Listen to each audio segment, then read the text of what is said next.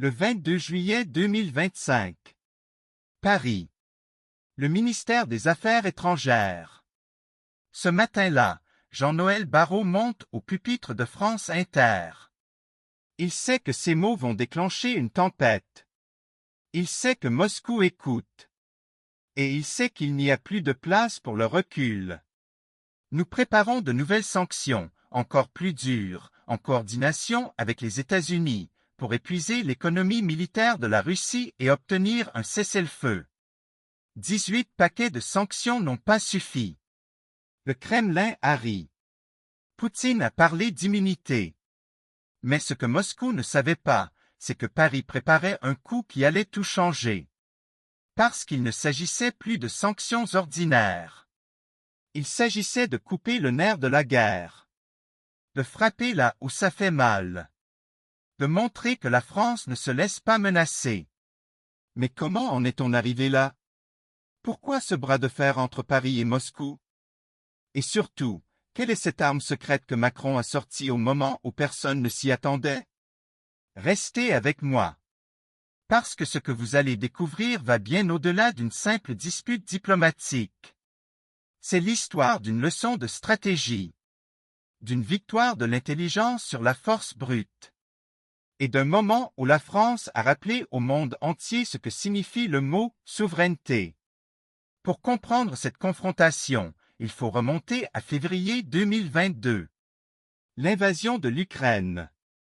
Le monde entier retient son souffle. L'Europe se réveille face à une réalité qu'elle croyait enterrée, la guerre aux portes de l'Union. Dès les premiers jours, Emmanuel Macron prend position. Pas de compromis. Pas de zone grise. La France soutient l'Ukraine. Et elle le fait avec une détermination qui surprend même ses alliés.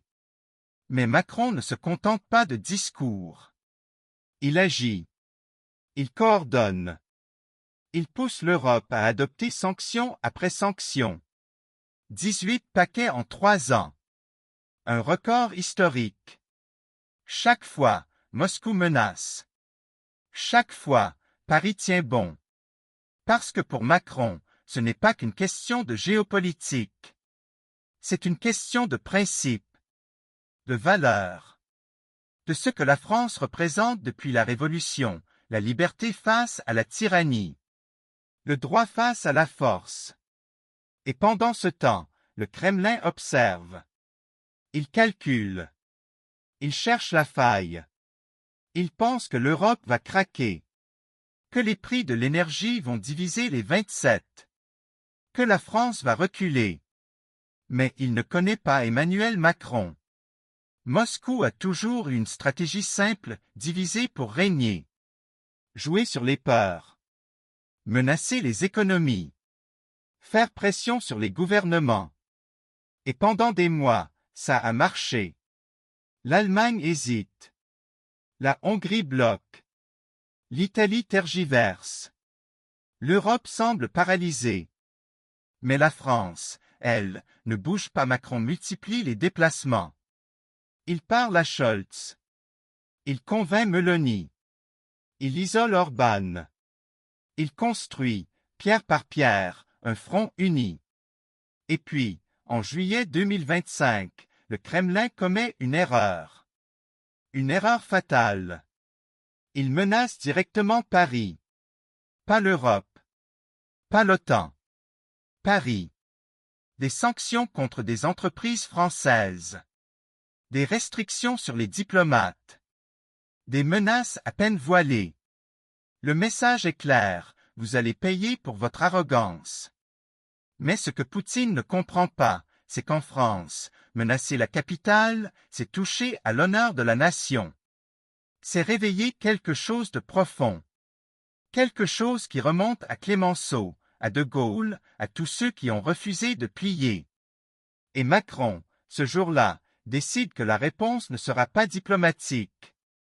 Elle sera stratégique. Elle sera implacable. Le 22 juillet, Jean-Noël Barrot annonce donc la préparation d'un nouveau paquet de sanctions. Mais il ne donne pas les détails. Il laisse planer le mystère. Il sait que Moscou va chercher à comprendre, à anticiper. Mais ce que le Kremlin ne sait pas, c'est que la vraie bombe n'est pas dans ce paquet. Elle est ailleurs. Elle est en train de se préparer dans les couloirs de Bruxelles. Dans les réunions secrètes entre Paris, Berlin et Washington. Parce que Macron a compris une chose essentielle, pour vaincre la Russie, il ne suffit pas de sanctionner. Il faut couper les ressources. Il faut assécher le financement de la guerre. Il faut frapper au cœur de l'économie russe. Et le cœur de l'économie russe, c'est le gaz. Pendant des décennies, l'Europe a été dépendante du gaz russe. Gazprom était le roi. Poutine tenait l'Europe par le robinet. Et il le savait. Mais depuis 2022, les choses ont changé. L'Europe a diversifié ses sources. Elle a construit des terminaux GNL.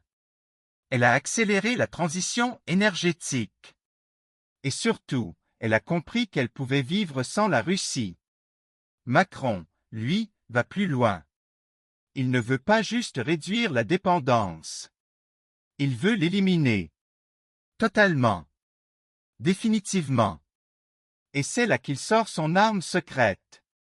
Le 20 octobre 2025. Bruxelles. Le Conseil européen se réunit. À l'ordre du jour, le 19e paquet de sanctions. Mais aussi, une mesure historique. Une mesure que personne n'attendait si tôt. L'interdiction totale des importations de gaz russe d'ici fin 2027. Quand la nouvelle tombe, c'est un séisme. Les marchés tremblent. Les analystes sont sous le choc. Même certains États membres n'y croyaient pas. Mais Macron, lui, a préparé le terrain. Il a négocié. Il a convaincu. Il a montré que c'était possible. Que l'Europe pouvait se passer de la Russie. Que la transition était non seulement faisable, mais nécessaire. Et surtout, il a montré que la France était prête à mener cette bataille. À prendre les risques. À assumer les conséquences. Parce que pour Macron, ce n'est pas qu'une question économique. C'est une question de souveraineté, d'autonomie stratégique, de refus de dépendre d'un régime autoritaire qui menace la paix en Europe. Et ce jour-là, l'Europe dit oui. Les 27 adoptent la mesure. L'interdiction est votée. Le gaz russe, c'est fini. À Moscou, c'est la stupeur. Le Kremlin ne s'attendait pas à ça. Pas si vite. Pas avec une telle détermination. Poutine avait parié sur la division. Sur la peur. Sur l'hiver qui allait faire plier l'Europe. Mais l'Europe n'a pas plié. Et la France a montré le chemin. Parce que Macron a compris quelque chose que Poutine refuse de voir, la force brute ne suffit plus. Dans le monde d'aujourd'hui, c'est la stratégie qui gagne. C'est l'intelligence. C'est la capacité à anticiper, à s'adapter, à construire des alliances. Et sur ce terrain-là, la France est imbattable. Mais cette victoire n'est pas venue seule. Elle est le fruit d'un travail de longue haleine. D'une diplomatie patiente. D'une vision claire. Depuis le début de la guerre, Macron a multiplié les initiatives. Il a parlé à Poutine quand personne ne voulait plus le faire. Pas pour céder, mais pour comprendre. Pour sonder. Pour savoir où frapper. Il a aussi renforcé les liens avec les États-Unis. Avec Biden d'abord, puis avec son successeur. Il a montré que la France n'était pas un suiveur, mais un partenaire.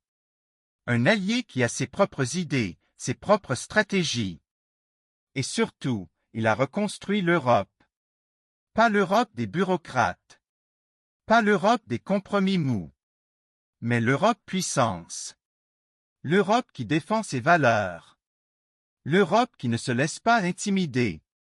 Et cette Europe-là, c'est la France qui l'a façonnée. Revenons au 19e paquet de sanctions. Parce qu'il ne s'agit pas que du gaz. Il y a aussi les tankers. Ces navires qui transportent le pétrole russe. Ces navires qui contournent les sanctions. Ces navires qui permettent à Moscou de continuer à financer la guerre. 118 tankers supplémentaires inscrits sur la liste noire. 118 navires qui ne pourront plus accoster dans les ports européens. 118 coups portés à l'économie de guerre russe. Et ce n'est pas tout. Le plafond du prix du pétrole russe est abaissé. De 60 à 48 $ le baril. Chaque baril vendu rapporte moins. Chaque transaction affaiblit un peu plus le Kremlin. Parce que Macron a compris que la guerre moderne ne se gagne pas seulement sur le champ de bataille. Elle se gagne aussi dans les salles de marché, dans les flux financiers, dans les chaînes d'approvisionnement. Et sur ce terrain-là, l'Europe a les armes. Elle a les outils. Elle a la puissance. Mais pourquoi cette stratégie fonctionne-t-elle? Pourquoi Moscou, malgré ses menaces, ne peut rien faire? Parce que la Russie est isolée. Économiquement, diplomatiquement, moralement. Oui, elle a des alliés. La Chine, l'Iran, la Corée du Nord. Mais ces alliés ne compensent pas la perte de l'Europe. Ils ne remplacent pas les marchés occidentaux. Ils ne comblent pas le vide laissé par les sanctions. Et surtout, ils ne donnent pas à la Russie ce dont elle a besoin, la légitimité, la reconnaissance, le respect. Parce que Poutine peut dire ce qu'il veut. Il peut parler d'immunité. Il peut menacer. Mais au fond, il sait. Il sait que la Russie est en train de perdre. Pas militairement, peut-être. Mais économiquement, stratégiquement, historiquement. Et cette défaite, c'est la France qui l'a orchestrée. Alors, quelle est la leçon de cette histoire? Qu'est-ce que Macron a enseigné à Poutine? Et qu'est-ce que la France a rappelé au monde? La leçon, c'est que la force ne suffit pas. Que les menaces ne font pas plier ceux qui croient en leurs valeurs. Que l'arrogance finit toujours par se retourner contre ceux qui la pratiquent. Poutine pensait que l'Europe était faible, qu'elle était divisée, qu'elle allait céder. Mais il s'est trompé. Parce qu'il a sous-estimé une chose, la détermination d'un peuple qui refuse de se soumettre. Et cette détermination, la France l'incarne. Depuis toujours. Depuis la Révolution. Depuis la Résistance. Depuis De Gaulle. Macron n'a fait que rappeler cette vérité. Que la France ne se laisse pas dicter sa conduite. Qu'elle ne plie pas devant les menaces. Qu'elle défend ses valeurs, quoi qu'il en coûte. Et les conséquences de cette leçon sont immenses. D'abord, pour l'Europe. Parce que cette victoire diplomatique renforce l'unité européenne. Elle montre que les 27 peuvent agir ensemble. Qu'ils peuvent prendre des décisions difficiles. Qu'ils peuvent affronter les défis du siècle. Ensuite, pour l'Ukraine. Parce que chaque sanction, chaque mesure, chaque euro coupé à Moscou, c'est un jour de plus pour résister. C'est une chance de plus de gagner. C'est un espoir de plus pour un peuple qui se bat pour sa liberté. Et enfin, pour le monde. Parce que cette leçon envoie un message clair, l'agression ne paie pas. La force brute ne suffit pas. Le droit international n'est pas une option. Et ce message, c'est la France qui le porte. Mais cette victoire a un prix. Un prix que les Français connaissent bien. Parce que les sanctions, ça coûte. Ça coûte aux entreprises. Ça coûte aux consommateurs. Ça coûte à l'économie. Mais Macron a fait un pari. Le pari que les Français comprendraient. Qu'ils accepteraient de payer ce prix. Parce qu'il y a des choses qui valent plus que l'argent. La liberté. La dignité. La souveraineté. Et jusqu'à présent, ce pari semble tenir. Parce que les Français savent. Ils savent que céder, c'est perdre. Que reculer, c'est s'affaiblir. Que la seule façon de gagner, c'est de tenir bon. Et c'est exactement ce que fait la France. Alors, que va-t-il se passer maintenant? Quelle est la suite de cette histoire? Le 23 octobre, le sommet de l'UE à Bruxelles doit statuer sur l'adoption finale du 19e paquet. Mais tout le monde sait déjà que c'est gagné. Que les sanctions seront adoptées. Que l'interdiction du gaz sera confirmée. Et après? Après, il y aura un 20e paquet. Puis un 21e. Puis autant qu'il faudra. Parce que Kaja Kallas, la haute représentante de l'UE, l'a dit clairement, celui-ci ne sera pas le dernier. Parce que l'Europe a compris. Elle a compris que la seule façon de gagner, c'est de ne jamais lâcher. De ne jamais céder. De ne jamais reculer. Et cette leçon, c'est Macron qui la lui a enseignée. Mais au-delà des sanctions, au-delà des chiffres, au-delà de la diplomatie, il y a quelque chose de plus profond. Quelque chose qui touche à l'identité même de la France. Parce que cette confrontation avec Moscou, ce n'est pas qu'une affaire de politique étrangère. C'est une affaire de fierté nationale. De mémoire collective. De ce que signifie être français. Être français, c'est refuser l'injustice. C'est défendre les opprimés. C'est se battre pour la liberté, même quand c'est difficile. Même quand c'est coûteux. Même quand on est seul. Et c'est exactement ce que fait Macron. Il incarne cette tradition. Il la prolonge. Il la réinvente pour le XXIe siècle. Parce que la France de 2025, ce n'est plus la France de 1940. Ce n'est plus la France de 1958. Mais c'est toujours la France de la résistance. La France de Gaulle. La France qui dit non. Et ce non, Moscou l'a entendu. Fort et clair. Poutine pensait pouvoir intimider Paris. Il pensait que quelques menaces suffiraient. Que la France, comme d'autres, finirait par céder. Mais il s'est trompé. Parce qu'il a oublié une chose essentielle, on ne menace pas impunément la France. On ne défie pas impunément un pays qui a fait de la liberté sa devise. Et la réponse de Macron a été à la hauteur de l'insulte. Pas des mots. Pas des discours. Mais des actes. Des sanctions. Des mesures concrètes qui frappent là où ça fait mal. Et cette réponse, c'est une leçon. Une leçon que Poutine n'oubliera pas. Une leçon que le monde entier a vue. Une leçon qui dit, la France ne recule pas. Alors, que retenir de cette histoire? Quelle est la morale de ce récit? La morale, c'est que la stratégie bat toujours la force. Que l'intelligence bat toujours la brutalité. Que la détermination bat toujours l'arrogance. Poutine a joué la force. Macron a joué aux échecs. Et il vient de dire échec et mat. Parce que la vraie puissance, ce n'est pas celle des armes. C'est celle des idées. C'est celle des valeurs. C'est celle de la capacité à rassembler, à convaincre, à construire. Et sur ce terrain-là, la France n'a pas d'égal. Mais cette victoire n'est pas une fin. C'est un début. Le début d'une nouvelle ère pour l'Europe. Une ère où l'Union ne sera plus seulement un marché, mais une puissance. Une puissance qui défend ses intérêts. Une puissance qui impose ses règles. Une puissance qui ne se laisse pas dicter sa conduite. Et cette puissance, c'est la France qui l'a construit. Avec ses alliés. Avec ses partenaires.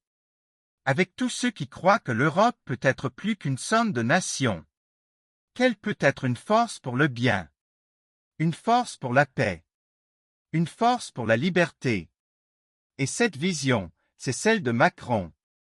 C'est celle de la France. C'est celle que nous devons défendre. Alors, la prochaine fois que vous entendrez parler de sanctions contre la Russie, rappelez-vous cette histoire. Rappelez-vous que derrière chaque mesure, il y a une stratégie. Derrière chaque décision, il y a une vision. Derrière chaque action, il y a une volonté. La volonté de ne pas céder. La volonté de défendre nos valeurs. La volonté de construire un monde où le droit l'emporte sur la force. Et cette volonté, c'est la nôtre. C'est celle de la France. C'est celle que nous devons transmettre aux générations futures. Parce que l'histoire ne s'arrête jamais. Les défis ne disparaissent jamais. Mais tant qu'il y aura des hommes et des femmes prêts à se battre pour la liberté, l'espoir restera vivant. Et cet espoir, aujourd'hui, il porte un nom, la France. Moscou a menacé Paris de sanctions. Macron a donné une leçon qu'on n'oubliera pas. Une leçon de stratégie. Une leçon de courage. Une leçon de fierté. Et cette leçon, elle résonne bien au-delà de nos frontières. Elle résonne dans toute l'Europe. Elle résonne dans le monde entier. Parce qu'elle dit une chose simple, mais essentielle, la France ne se laisse pas menacer. Jamais. Si cette histoire vous a touché, si elle vous a inspiré, si elle vous a rappelé pourquoi vous êtes fiers d'être Français, alors partagez-la. Commentez. Dites-nous ce que vous en pensez. Parce que c'est ensemble que nous construisons l'avenir. C'est ensemble que nous défendons nos valeurs. C'est ensemble que nous écrivons l'histoire. Et cette histoire, elle ne fait que commencer. Vive la République! Vive la France!